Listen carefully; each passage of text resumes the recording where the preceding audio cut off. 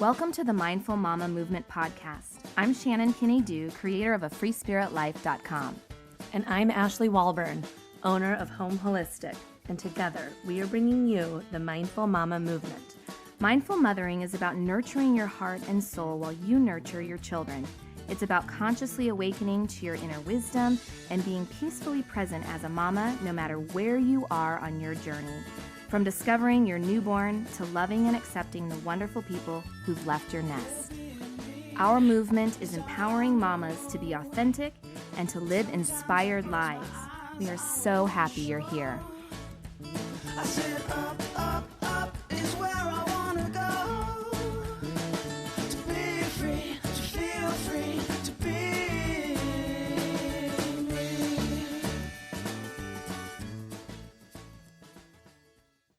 Hey everyone, it's Shannon. Thanks for being here for episode 12 of the Mindful Mama Movement podcast. We are so thrilled to be sharing Katrina Kenison with you. Katrina Kenison is the author of 4 books about motherhood, including Mitten Strings for God, The Gift of an Ordinary Day, Magical Journey, and her latest book, Moments of Seeing, Reflections from an Ordinary Life. I have to say that of all the authors that I've ever read, all the books that have touched my life, Katrina's are on the top of my list personally as a mom. She is so honest and authentic and really vulnerable in her sharing, and she doesn't hesitate to tell it like it is, but she does it in this beautiful way. The way that she uses words just brings you into her story, and you can see yourself there kind of living alongside what she's experienced, but also you can relate. You can relate. Her book, The Gift of an Ordinary Day, is one of my very favorites. And it's also because it's her raising her 2 boys. And since I'm in the midst right now of raising my 3, I really could see so much of what I'm starting to go through in her story. And it made me cry, it made me laugh, it made me feel open, alive, in love. It's just, that's what she does with her writing. So I highly encourage you to check out her books, and especially her latest one, Moments of Seeing, is a collection of Katrina's blog posts and over like the last 8 years. And she is just so personal and honest. And what I love about it, especially for those of you who feel like you don't have a lot of time to read, each little post, there's only a couple of pages where you feel like you could just open up the book and read 2 pages and just get a lot of goodness from it. I also love that she is self-publishing this book. She has been in the publishing world most of her adult life, and this book is the one where she got to pick her own paper and pick the artwork, and I really see value in that. As an artist myself, I just know when you create something, when you have total say in that creation, I love supporting women who are putting their work out into the world. And so I just really want to encourage you to support Katrina in her newest book. And I know you'll want to after you hear this amazing interview. So we will share in the show notes how to access her book. She's also going to be at the Mindful Mama Movement group page in Facebook. So if you have questions for Katrina, if you want to reach out and share what this show meant to you, stop by Facebook and look up the Mindful Mama Movement in groups, and you will find us there. In Katrina's show today, she shares about her experience in writing about her life as a mom and what her family thinks of it. She shares tips on writing a memoir of your very own. She talks about how the ordinary moments in life are truly the greatest gifts. And as she reflects on what she would change, or if she could go back in time, she would really be very conscious about the language that she uses with her kids, and she encourages you to do that as well. She says most of the time our kids just want to be seen, not to be praised. And so she really shares an interesting dialogue in how to be conscious of the language you use with your children. She shares about what she misses about raising her little boys, but also what she loves now the most about having adult kids. And she shares her reflections on what moms can do during this very tender and uncertain time in our world. And she'll share some inspiration on how we can focus on choosing love over fear. I love this interview. I know you're going to love it too. Let us know what you think on the Mindful Mama Movement group in Facebook, and keep subscribing to our show. Keep your reviews coming. You are helping us reach more moms across the world, and we thank you so much for that. Enjoy the show. So we are here with Katrina Kenison, and just really excited, and we'd like to welcome you to the Mindful Mama Movement. Hi, Katrina. It's Shannon. Hey, Shannon. And can you share just a little bit about who you are, where you live, what you do, and what stage of motherhood you're in? Sure. Well, I am a mom, and I'm a mom who has been writing about motherhood for, oh my goodness, 20 years.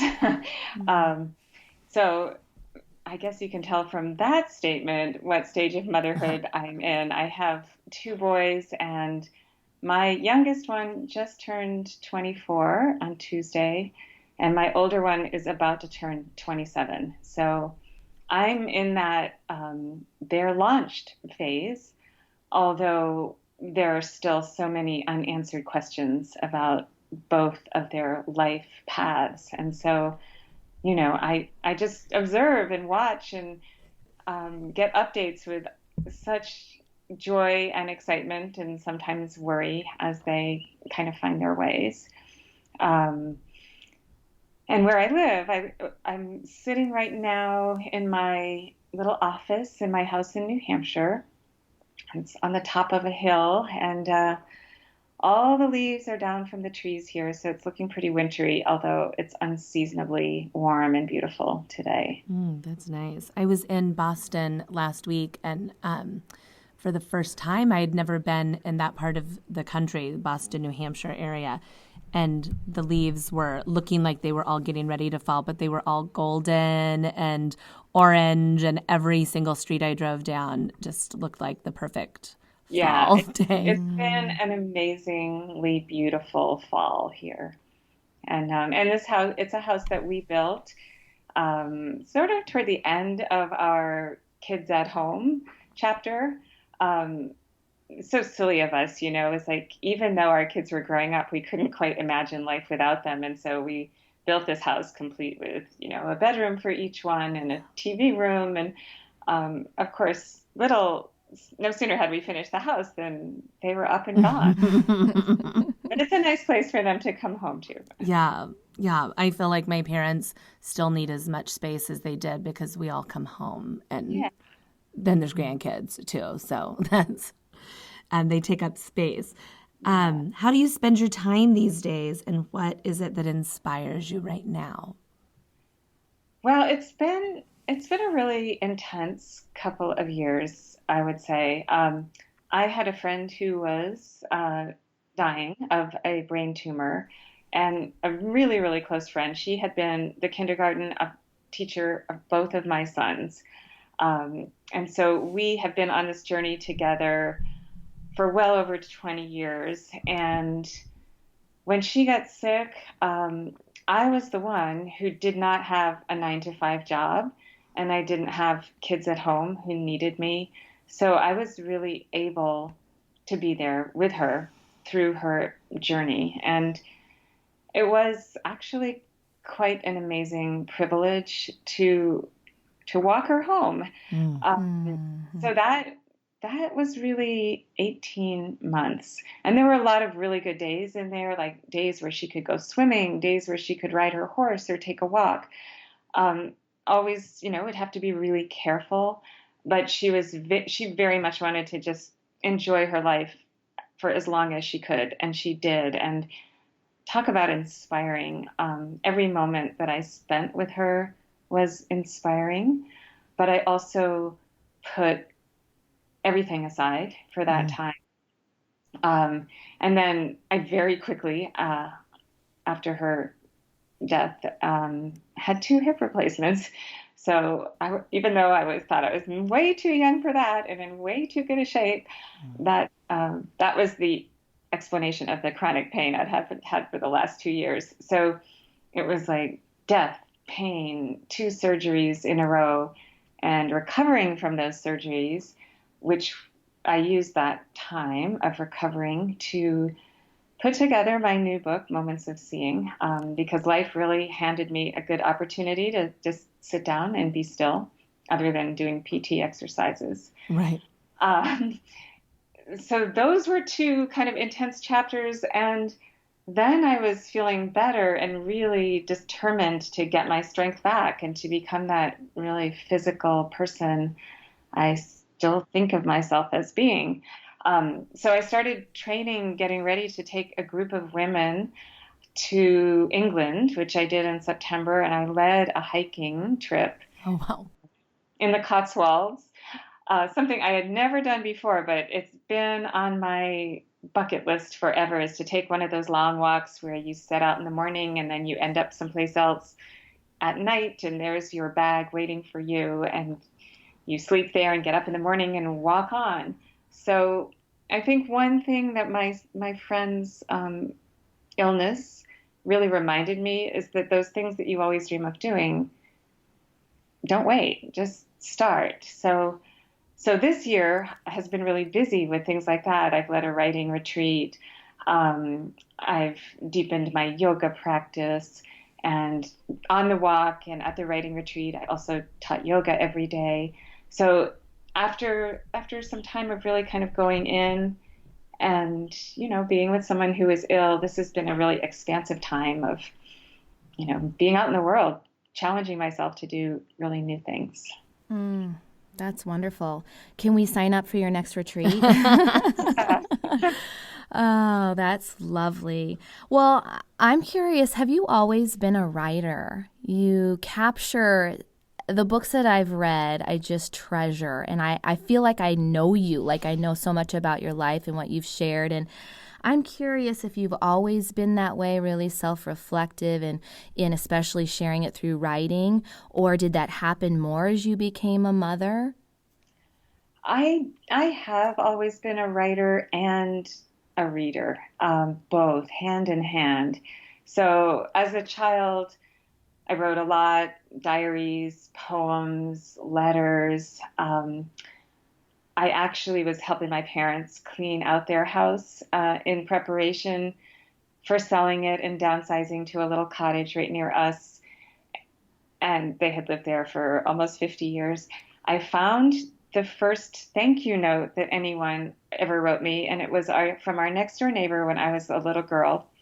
And she had been hospitalized. And my dad used to bring home these little tiny notebooks from, I guess, the printer who did some of his work for him or something.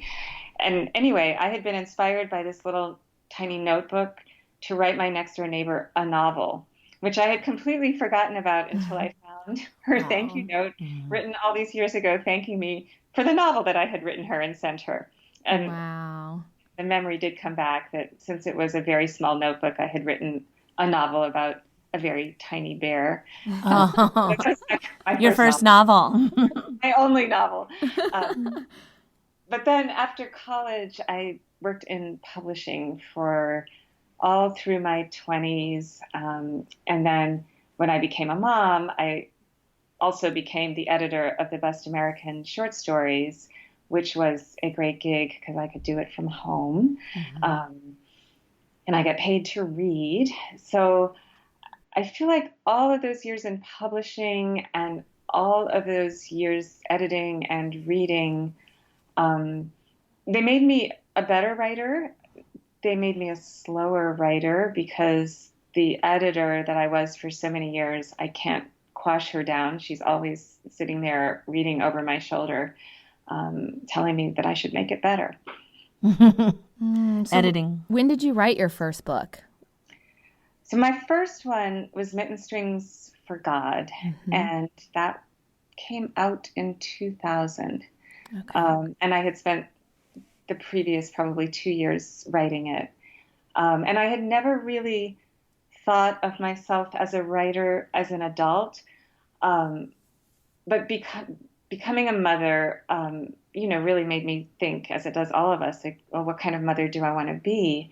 What kind of culture do we want to have in our family? What matters to me? And realizing that it was up to me to kind of create that from whole cloth, and also feeling a little bit out of step with the culture at large, and sensing that do more, better, faster, more activities, more enrichment, more acquisition, more stuff, more busyness. It was so not my impulse as a mother. What I really wanted to do was just hold my children close and enjoy them as children. So I began to write partly out of an exploration for myself. And I think the writing fed my mothering, and of course my mothering fed the writing, and they went together. I love that, out of step with the culture. That's a really lovely way to say that. That's probably why I just adore you so much. I feel like kindred spirits. We're shaking our heads like, Yeah. feels familiar. What's really amazing is that little book, it lives on in the world, and there's a whole new generation of very young mothers finding it today. And of course, when I wrote that book, there were no cell phones, there was no Facebook. We weren't all peering into screens all the time. I mean, it was written in a different world. Yes. So in a way, it's more urgently needed than ever. But I also sometimes think I should update it, because the moms who are reading it now are living even more challenging lives. Yes. Your next book. We need it. Revised edition. Yeah. Well, one thing I do love about the way you share in your writing is you're so authentic and you're honest. I love how you capture, just the different stages that you went through with your own family. And I'm always curious, not only I think that would be a gift for your family to have, to see how, the process that you went through, and for you to have those memories like really put into a book, but also I'm curious how your friends and family have felt over the years about you writing about them. Yeah, it's a really good question. And of course, it's one that I wrestle with all the time. So when the kids were little and I was writing Mitten Strings, they were just at that point these two adorable little pre-reading characters. It was easy to write about them, and to write about them so lovingly, and I didn't really worry about it. But then, of course, they grew up, and writing The Gift of an Ordinary Day, in which I write about some pretty dark moments of mothering teenagers and some just tough stuff. So with that one, I felt like everybody's got to have their shot at this manuscript before I send it off to the publisher. So I gave it to my sons to read, and my husband. My son Jack decided he wasn't that interested. He didn't read it. My son Henry, who's a little older, read it and made a couple of very small corrections. I said something about the World Series, and he said, "No, that was just postseason playoff games, Mom." The stuff your boy would catch. Do you mean to say it this way? My husband reading it, I think his reaction was a little complicated, because suddenly he found our private family life turned into a narrative. And one of his early responses was, well, anyone reading this would think that you were a single mother. Like, I'm not really in here. And that gave rise to quite an interesting conversation. And what I kind of had to say to him was, this isn't actually a book about our marriage. This is a book about me as a mother and these boys that I'm mothering. And a book about our family or about our marriage would be a really different book.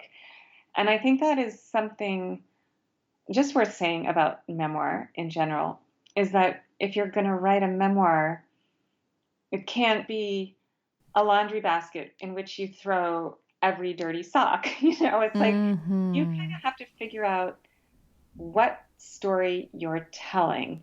And then what goes into that memoir is what serves the story. And so I was telling a story about myself and the realization I was going through that our family life was about to change drastically, in that two children, two parents, all living under one roof, it comes to an end for all of us. We all realize it in a different way at a different time. And then we grapple with that. And for me, there was so much of a desire to hold on tight to every precious moment, even though I knew that my job was to let them go. And so the writing became a way to kind of do both of those things at once, to preserve some of those last moments by writing them down, and also to do the inner work on myself that would supposedly prepare me for the moment when they did grow up and leave. So that was kind of the narrative of the story, as well as the inevitable changes that just, you want life to just be as it is, and change is really the only thing that we can be certain of. And so we have to learn to ride those waves of change. So my husband did not, he figured in there some, but it was about the emotional growth that I was going through, not the two of us as a couple quite so much. Does that make sense? Yeah. It does. Yes, that's beautiful. But if you want to go back to your question about my boys, now they're much older. And there was a time, actually, when The Gift of an Ordinary Day came out, and Jack picked up the book and saw that I had written about the little period where he wore the same black sweatshirt to school every single day. And I finally hid the sweatshirt, and we had a big fight about it. He was appalled, and he said, "I can't believe that you put that into a book." And I said, "Well, you did have a chance to read it." And he said, "Well, everyone's going to think I was a goth when I was in 7th grade." By that point, he would not be caught dead in a black sweatshirt. He was wearing bright orange T-shirts. And so that's another thing, is like what gets written down stays in print. So life moves on and on and on. But that little moment of his life is forever captured now as an anecdote, for better and for worse. But what I have to say, I was so proud of my son last winter, when he told me that he was going to write a Facebook post about his addiction and how he had quit smoking pot, and he was sober, and he showed me the post, and I thought, wow, are you sure you really want to put that out there? Because once you do, everyone's going to read it. And he said, yeah, it's not, I don't want it to be a secret. I want everyone to know. And I was really proud of him. And then, after he had a couple of months of sobriety under his belt and was going to meetings, I asked him how he would feel if I wrote about that. And this boy, who had once said, "Don't ever write about me again," said, "You can write whatever you want." He said, "I trust you. And if my story can help one other person, it will be worth it." Isn't that amazing as a mom, just to witness so visibly personal growth in your child? Absolutely. Absolutely. And we are so proud of him. And I also am so grateful to him, because by being so upfront about it himself, it's made it easy for all of us to talk about it. There's no pretense. There's just pride and joy and love, and like, you're on your path, and we're excited for you. And of course, telling a story does always open a space for someone else to tell a story, and for healing to happen. Yes. I mean, that's what I've admired about your writing, is your courage to tell it like it is, and to really open and be vulnerable. And, you've done that here full circle in a way. It's like, wow, he's being even more vulnerable than you were, wondering. And it's like you both are kind of helping each other open up. That's really cool. Well, I want to read something from The Gift of an Ordinary Day. You wrote, "It is always a relief to be reminded that my job is not to control or judge or change my son, but simply to help him remember with words and touch who he really is." Which kind of ties into what you were just saying.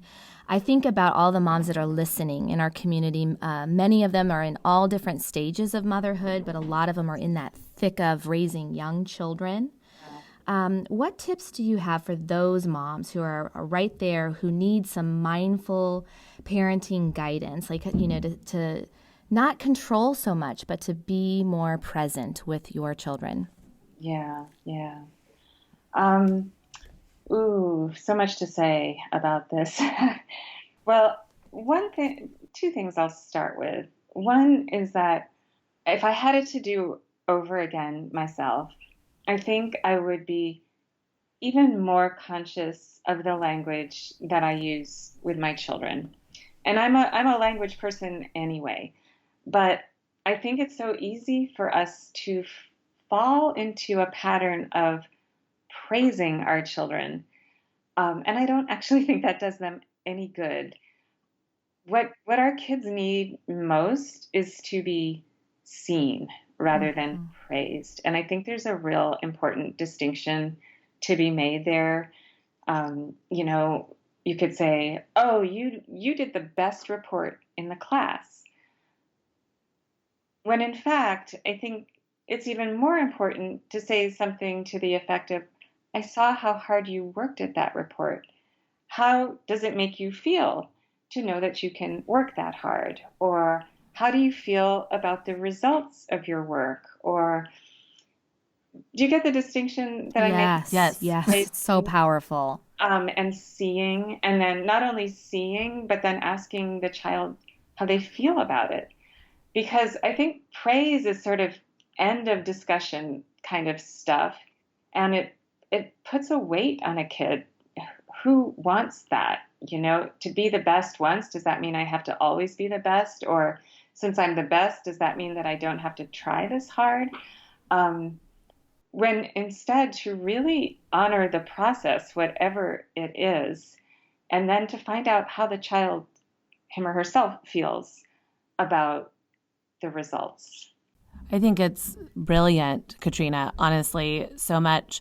My oldest is 22, my youngest is 12, and I, just on my journey of being a mother, my thoughts of mothering are so different than they were, with my oldest, even probably in preparation for college for him, that I will with the other children do so much that's different.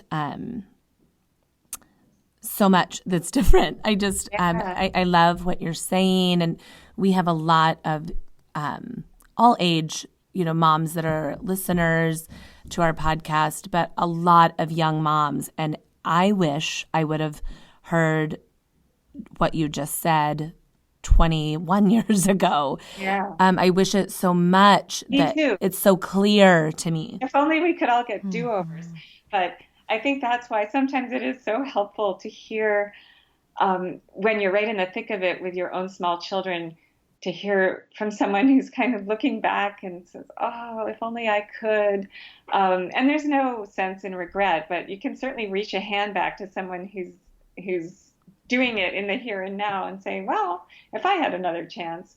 And I just think of times where I could see one of my children struggling and talk about a do-over. What I would wish I could do now, looking back, is to say something like, "I see how hard this is for you," rather than, maybe even rather than, "I know you can do it," say, "I know you're giving it your all," because maybe they can't do it, but they can give their all. And anyone giving their all, that's enough, Yes. So a real sensitivity to language and any, I think, taking away language that is about praise or even attachment to outcome.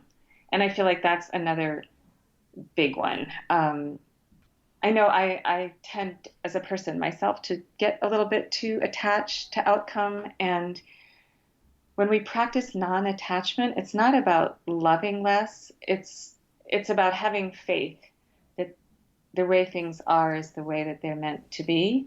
And what a great lesson for our kids too. It's like things aren't going to turn out the way you want them to. The real challenge is to be okay with the way things are. And that's called equilibrium. And of course, we want that for our children. So, attachment to outcome, if in our parenting we can kind of let go of that and really learn to be with things as they are and model that for our kids.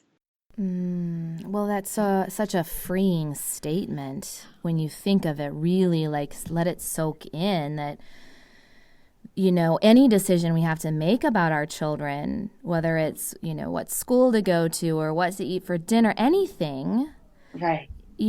Can be so overwhelming if you allow it to. And you think that your decision is a make or break for their life, And Right. so to hear you say, first of all, what stands out is just the phrase be seen. I look at my oldest, and I'm noticing he's 8 going on 9, and he's getting like consumed by the Pokemon world right now. And I just see a shift happening, kind of that shift of from younger, he's questioning all the traditions of the holidays and stuff. It's like, it's just that shift that's really happening right now for us. And he's trying to grow his hair out longer, and he kind of wants to be hidden a little bit. And I just, Yeah. Oh, I remember know, that. That yes. just gives me goosebumps to hear you describe. Well, I'm glad I'm not alone, because I hope that others, it's just, it really, but the thing is, it's like, not attaching. Like you want to keep them young, and we can't. And I want him to cut those bangs. I showed him who Cousin It was on the Addams Family, because he wants them down to his mouth, pretty, but it's like, so that's where we are. And, but when I look at him, God, he's got that smile, and those eyes look at me, and he's saying, I just want to be seen. Yeah. When he looks at me. And for me to say, to detach from whatever the choices we make, there's no perfect one, but I can trust and I can have faith that it's unfolding as it needs to. That's just freeing. And, letting go, we have to do it as parents. We actually have to do it in every area of our life, throughout our life. But I think in no area does it feel like there's more at stake than with our kids. Mm-hmm. And as you say, it requires this deep trust in the universe and a deep trust in kind of the whole meaning and purpose of existence. Like, there is more to our children than we can possibly know, so much more than meets the eye. And if they can feel our faith in them and our faith in their journeys, I think we give them a gift, because no kid wants to feel like their parents are worried about them or afraid that they can't do it, or that they're not up to the task of growing up to become fully functioning, healthy, happy adults. Yes. Yeah. And I, as you describe your son, I remember Jack at that age growing out his hair, sort of obsessed with a few different things, wearing that black sweatshirt. It seemed like everything he said or did was kind of... Well, ours is green. Yes. And we were living with my parents at that stage, because we were in the midst of building our house. And so part of it was me being a daughter under my parents' watchful eyes, with a son who was clearly, in a kind of a defiant stage. And watching his hair grow longer and longer, and watching my parents watch me try to deal with it, just added another layer of stress. Mm-hmm. But it was my mom who said to me, pick your battles. He's not going to want his hair like that forever. And I was so sure that they must be judging me for not making him get a haircut. And actually, I think they were judging me a little bit for being so attached to Wow, yeah, right. him. I think anyone can relate to that. Like I mentioned this to you before we recorded, that your book, The Gift of an Ordinary Day, because that's where I'm at right now, is I'm crying because I relate to what you're saying. I'm feeling it. I see myself going through it. I see a lot of my oldest son in your son, but I remember specifically you sharing that. You know, I can imagine what that would feel like, living with your parents, because you already have this like, oh, are they judging me? And so I can imagine that was a healing thing for you too, to see that your parents are accepting of, Yeah, you know, yeah. it was so helpful because then I was able to step back. Of course, my mom being my mom, she's got a much longer view than I had at that moment. And I wanted him to wear certain clothes to school and to get that haircut. And she could see, you know, in the big scheme of things, this really doesn't matter. Well, just And I was she's just gonna also say, too, got I the think years. Go I ahead. think our kids want to be seen, and also they're so vulnerable. So the long hair and the sweatshirt, it's partly a protection against the big world out there that they suddenly feel like, I'm not sure I'm ready for that world, you know? Yes. Yeah. Yeah. Isn't it? Yeah, I'm just creating a little safety bubble with my hair and my big bulky Yes. sweatshirt. Yes. Right. Well, my oldest was the one who didn't want to come out. You know, it took 2 days for him to really enter the world. And I really see how each birth is related to their personality, but he definitely is always on his timing. Yeah. And that is what he's taught me, is that, you know, and so I'm glad we're talking about this so I can lay off on his hair. He's going to be so happy. But My older son, Henry, that's been his path too, is everything came so much later. yes. And accompanied by so much worry on our part because he didn't walk until he was almost 2 years old. And then he was diagnosed with, you know, low muscle tone and sensory integration dysfunction. And I just have to laugh looking back when to the time that we were told that he could never function in a regular classroom and he'd always need an aide at his side. And he had asthma, and none of which was true. He just was going to move at a slower pace. And he's all grown up, and he was an honors student at college, and he's incredibly competent and organized and living in New York City and about to start working in a bookstore. And he's been on tour with Broadway musicals, and he's doing fine. He's doing all right. Yeah. Just that being said, do you feel that motherhood gets harder as your children get older, or just different? Definitely different. It is harder during the adolescent years in a different way. You know, when the children are young, the physical demands on us are profound and unrelenting. And then that gives way to the emotional complexity of the adolescent years. I mean, you're not carrying those kids around in your arms anymore, but you're carrying them in your heart,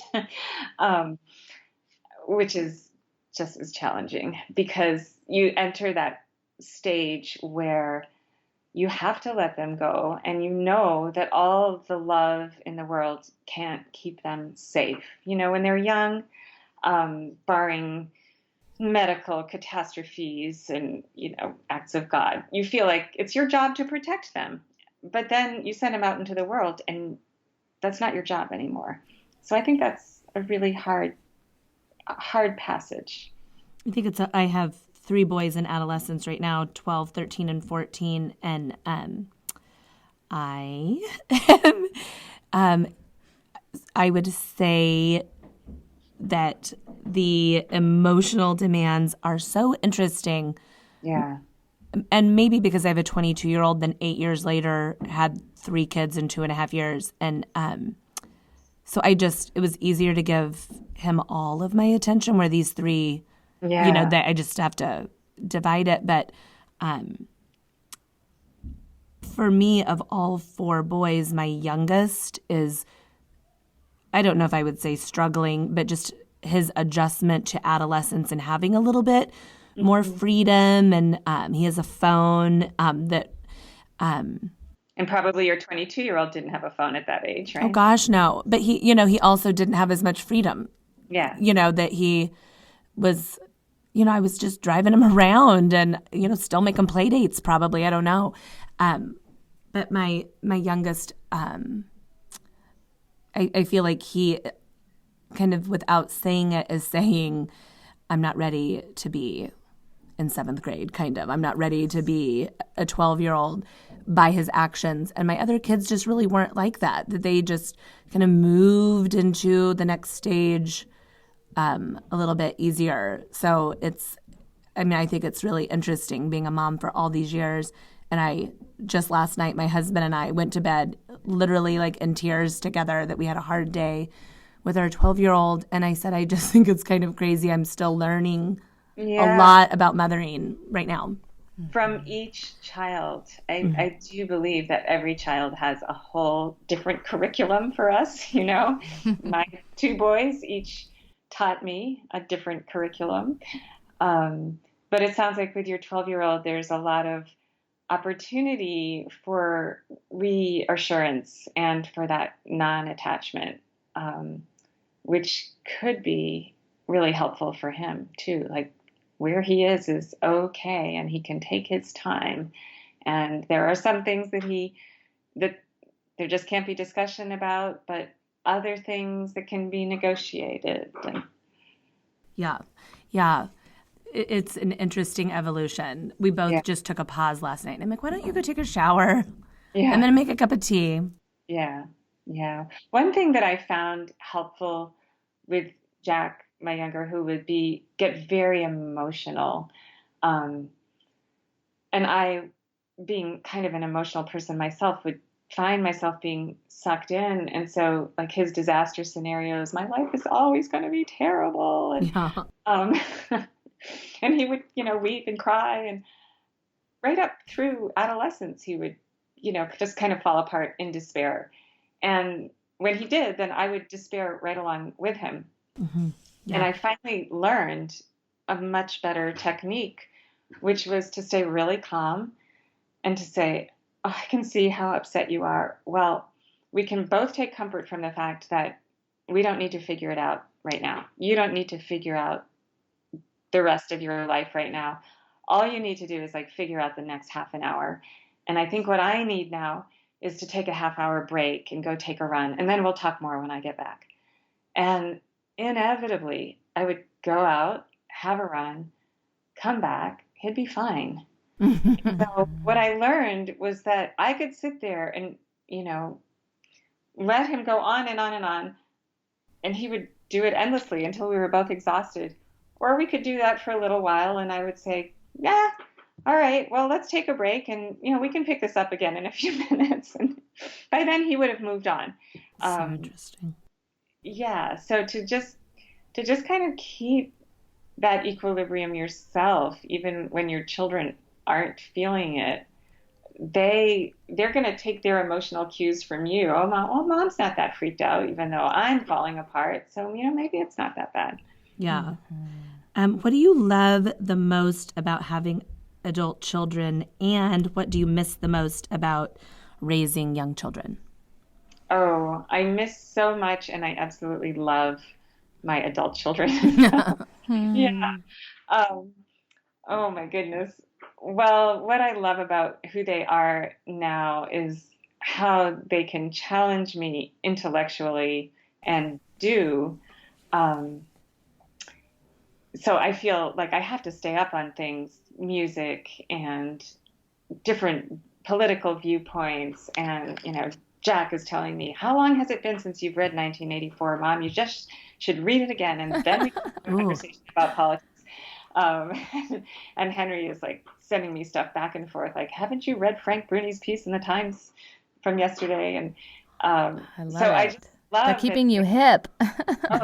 And they're really my intellectual peers. Yes. So to have that kind of relationship is fabulous. And also, that as these young men, I love that they trust me as someone that they can really talk their problems over with, and that I'm the first person they call when something good happens and when something bad happens. So I love knowing that I'm really part of their inner circle of celebration and support. In fact, when Jack, I think he hit when he was 6 months sober, he made a little post on Facebook and he named his closest friends who have really been his circle of support through those first months of sobriety. And he included my name in there. And Oh, I wow. just, for my 23-year-old son to call me out on Facebook, is like, I couldn't have done this without my mom. That was great. So yeah, lots to love, and lots to miss. And I can look at a picture of my two little boys as little boys and just my eyes will fill up with tears, because how I would love to just have them in my arms again and smell them and feel their soft little cheeks against my cheeks. I think I miss the physical stuff of motherhood, and also just the intimacy of family life, of having them tucked in their beds right down the hall and waking up in the middle of the night and just knowing we're all there sleeping and breathing under the same roof. I miss family dinners, family breakfasts, watching movies together. I mean, playing outside in the yard. When it's over, it's really, really over, which I guess is why I just encourage mothers at every age to just stay awake, pay attention, be aware of how fleeting it all is. Mm-hmm. Well, that truly is the gift of your work and your sharing, because a lot of what you describe that you miss when you're in the middle of it, it's a lot of the stuff you complain about, and it's The same old. the mess and the dinners and the planning but yes, it's sometimes when I even clean the house, which is not regularly, but when I get that vacuum out, I sometimes will leave a couple Legos like in the corner of the room, because I really always try to keep that in mind, that someday I'm going to miss those Legos there. Yes. I remember my son, Jack, he was obsessed with board games as a little boy, and every day he would want me to sit down on the floor and play this board game and that board game. And some of them were sort of fun and some of them were just inane. And of course, I always had something that I would much rather do than play another board game. And I remember vividly one afternoon when he wanted me to sit on the floor and play Jumpasaurus, and I was about to come up with some excuse of why I couldn't. I just thought someday it will be the last time, and I won't ever know when the last time is that he'll ask me to sit down and play a board game. And it could be today for all I know.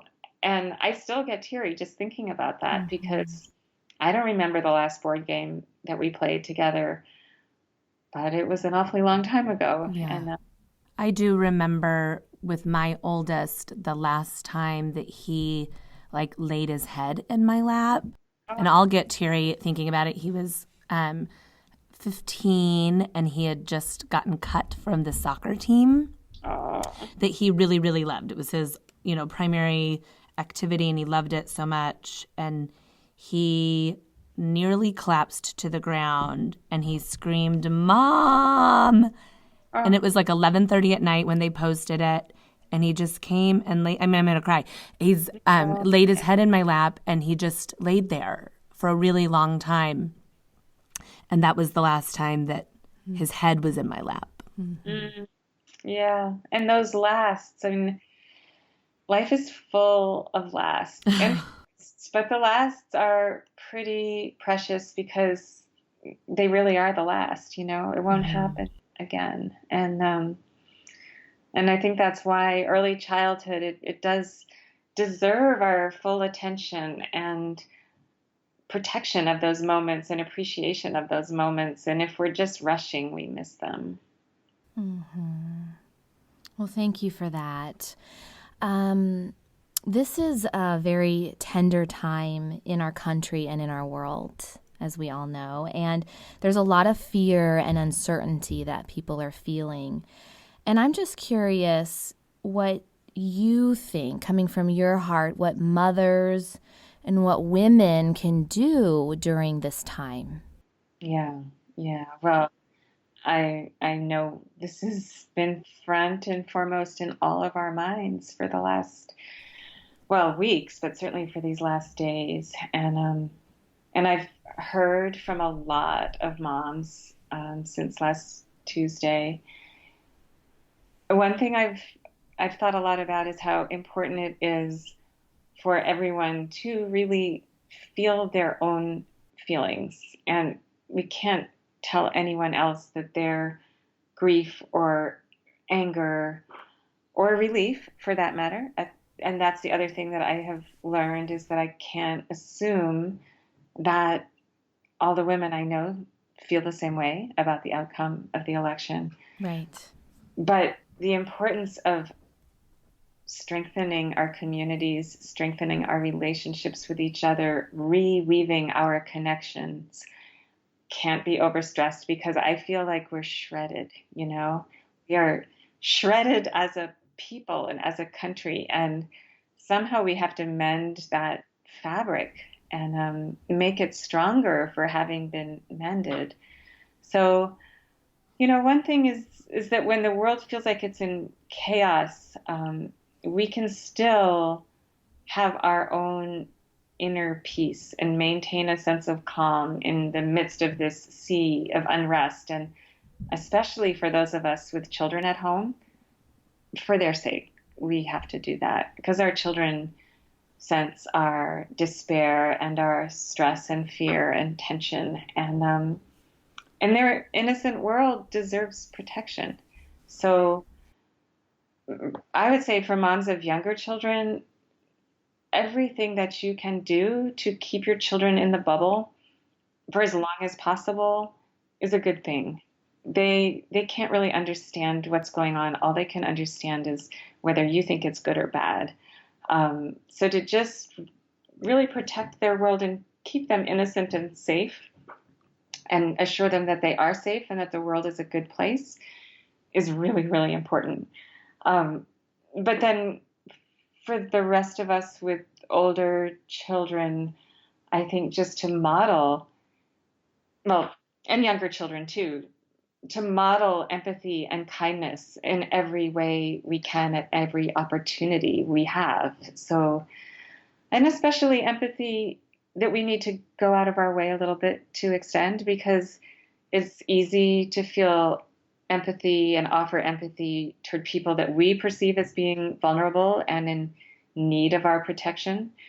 But to have empathy toward people who are very different and who see things very differently, I mean, that's kind of our human task right now, and our work. And at the same time, as we are going forth and really doing this hard work to take really good care of ourselves and of our own hearts, and to use a phrase of Cheryl Strayed's, put ourselves in the way of beauty every day. I don't think we serve ourselves by reading every heartbreaking, angry, fearful post on Facebook, which is not to say that they shouldn't be there. I think all those voices need to be part of the chorus, but we have to choose ourselves how much of that is good for us to take in, and when we need to just stop and take a bath or a walk or read Mary Oliver's poetry, or just restore our own faith in the goodness and beauty of the world.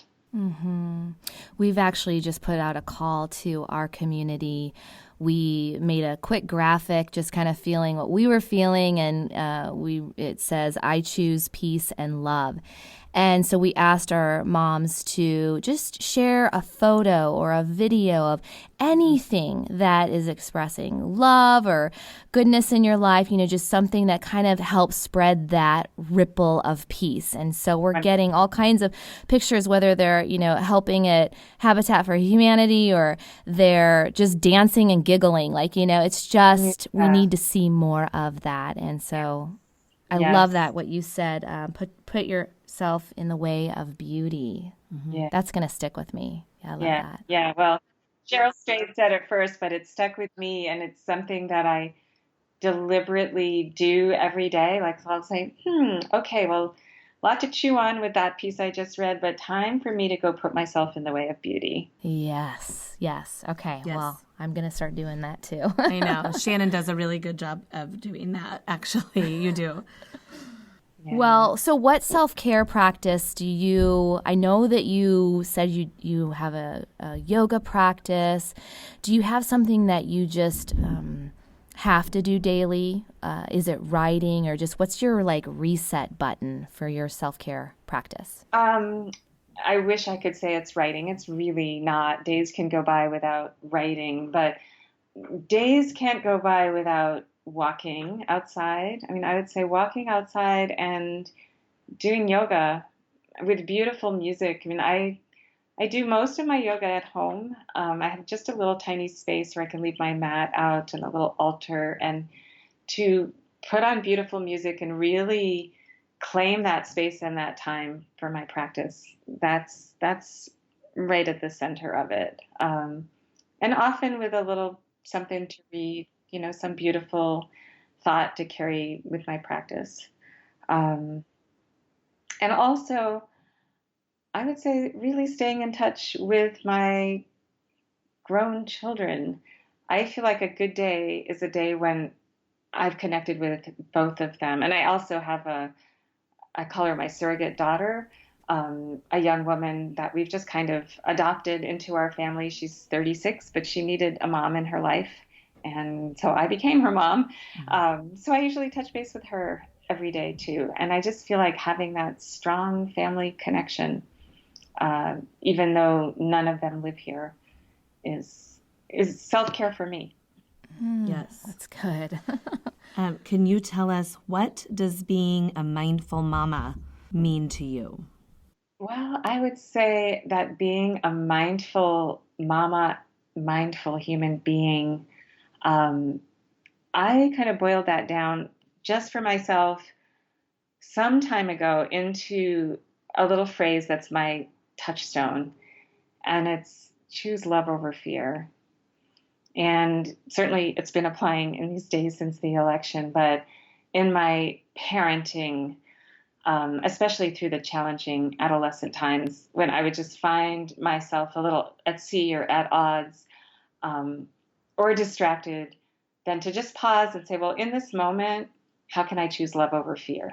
And sometimes it would be, to walk and knock on a closed bedroom door and just make a connection with the teenager behind that door. Sometimes it would be letting go in a way that I didn't really feel comfortable, like, oh, I'm so worried. But if I choose love over fear in this moment, then I'm going to put my faith in my son that, he can take care of himself, that it's not my job to do that in this moment. So for me, it's something that I can always turn to that, use it, and figure out what the next thing to do is.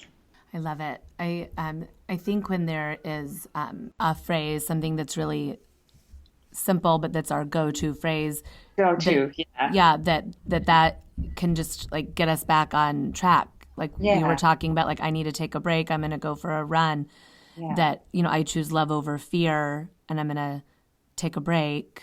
Yeah. And like while you're running, like, I choose love over fear. And then it gives us so much clarity. Right. And it's kind of a fun challenge to apply the choose love over fear to every situation and see how it can work, because it always does work. And I was with a group of women in England hiking in September, leading this group. And we had been working with choose love over fear, and two of them got lost. And cell phones weren't working. There's no cell phone connection, and they had no idea where they were. They were out there and surrounded by sheep in the English countryside. And so when we finally reconnected, I said, well, we weren't afraid. We just said, choose love over fear, choose love over fear. So, yeah, I find rare is the situation where that's not helpful to me. Right. Well, we end each show with a mindful mama moment, and it's really just a call to action to our community. What's Uh-huh. one takeaway or mindful action you would like to inspire our mamas to do after listening to your show? Oh, great. Well, I'll offer you something that I've been trying to practice this last week in particular, which is we were just talking about reweaving this kind of shattered fabric. So I have been deliberately reaching out to people in my life that I have a little rub with, whatever it is. Maybe it's that we've just been out of touch so long that it feels a little awkward to be the first one to reach out, maybe because I felt guilty, or someone that there's a little hurt or disagreement or anger. And I'm just saying, well, I'm going to be the first. And not only am I going to reach out, but I'm going to put my finger right on that hurt place and do what I can to heal it. So I've made a couple of phone calls in the last few days that were hard, and I was so glad that I made them. And had a conversation with my son, Jack, um, that was hard, but it was so good because I kind of went right to the heart of one thing that's been difficult. And I did it in a way of just really letting go of it. So that's what I would encourage people to do is like, if we're going to strengthen our relationships, go right to the places that need strengthening, that need some work. That's healing. It's healing. Yeah. I already have a list just right now, like of all the people I'm going to have to reach out to right now. But it's so that's what's so amazing about you is getting to that deep, it's inside of us that we can say that we want to be peaceful and loving and focus on gratitude, but but sitting in that hard, the stuff we want to ignore or avoid, or we're not even realizing we're holding on to it. Like how healing for us to release that. Right. Yeah. And it's such a relief too. And what I've been finding is the person on the other side is so ready to receive that and to have that connection. So I think we create so much of our own suffering, and now we can start to alleviate it by doing hard work. Yes. Well, we are getting to a place where we have to wrap up, although I think we could talk to you for hours on end. You've just been... It does.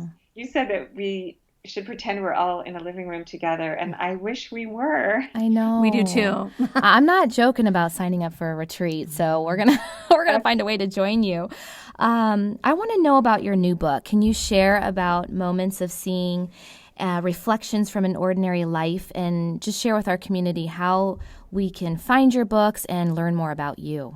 Yeah, well, this is the book that I never really intended to write. It's all of the essays that have appeared on my website over the last 7 years. And to my surprise and pleasure, they're short pieces, but there is a narrative there of this whole phase of life that we've just been talking about for the last 40 minutes or so. And it's a book that I'm really proud of because these pieces were written in and of the moment. So they're very personal. They're very intimate.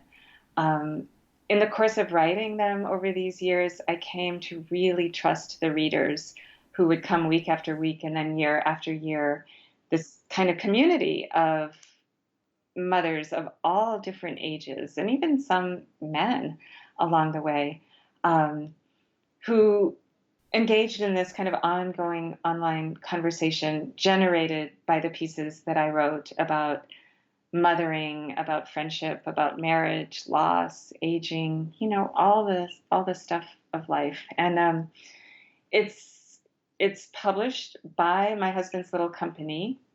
I knew my regular publisher wouldn't want to publish them simply because they had appeared online.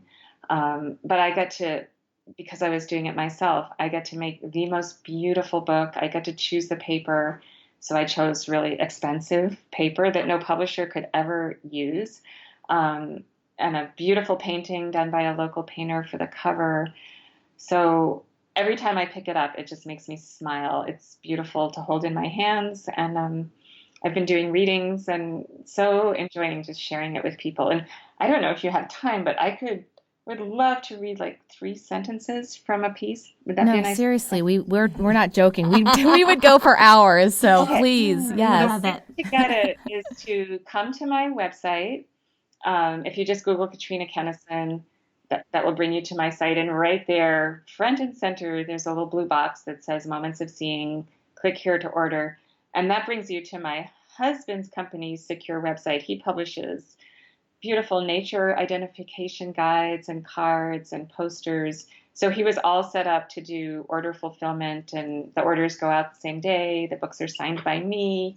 So it's kind of a homegrown operation for this book. But here's just a couple of lines that I think go right to the heart of what we've just been talking about.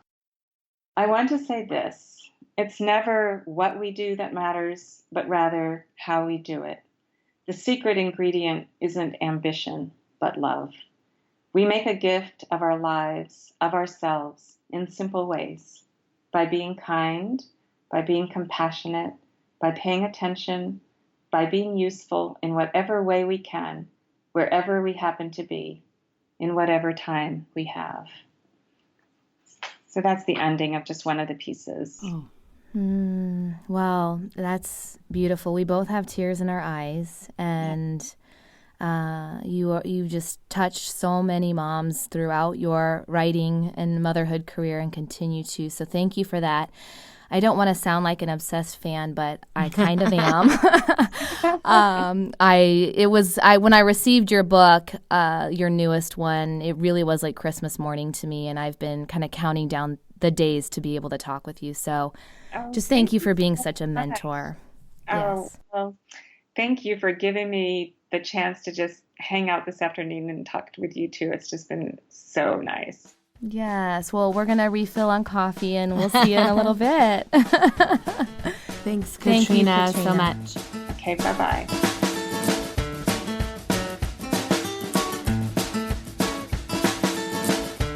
Amazing, right? Amazing. I am not kidding, you guys. I am an obsessed fan. I think she is just so wonderful, such a great teacher, such an inspiration in my life, and I hope in many of yours as well. Before we wrap up today, Ashley and I just wanted to remind you that the first Mindful Mama Movement mini retreat is going on December 10th in Kansas City. If you happen to be a local listener, make sure to save your spot. Pre-registration is required and space is filling up.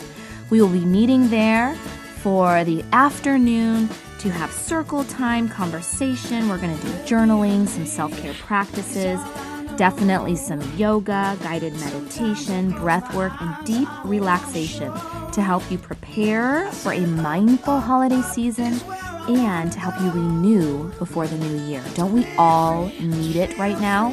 We're exhausted. We're overwhelmed. We're feeling so much uncertainty.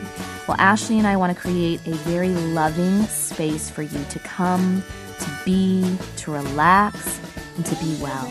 So all the details can be found at mindfulmamamovement.com/retreat.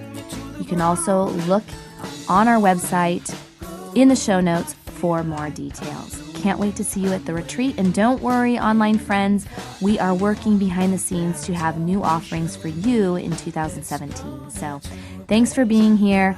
Thanks for being you. Have a wonderful rest of your day. And I can finally feel open your heart and your soul. Follow. Take time to breathe, 'cause we know we never know. We'll gather up all your brothers and sisters. Hug your mom, tell your dad that you love them and miss them. 'Cause tomorrow may never come and it's over. Open your heart and your soul. Follow. Take time to breathe, 'cause we know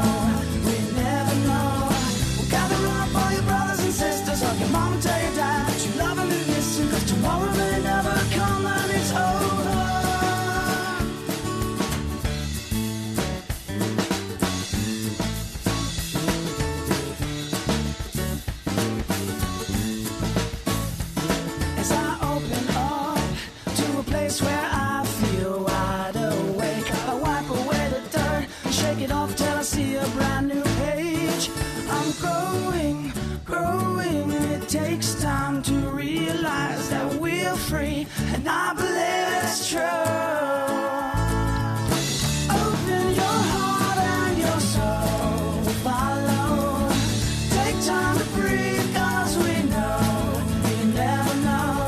Well, gather up all your brothers and sisters, hug your mom and tell your dad that you love them and miss them, 'cause tomorrow may never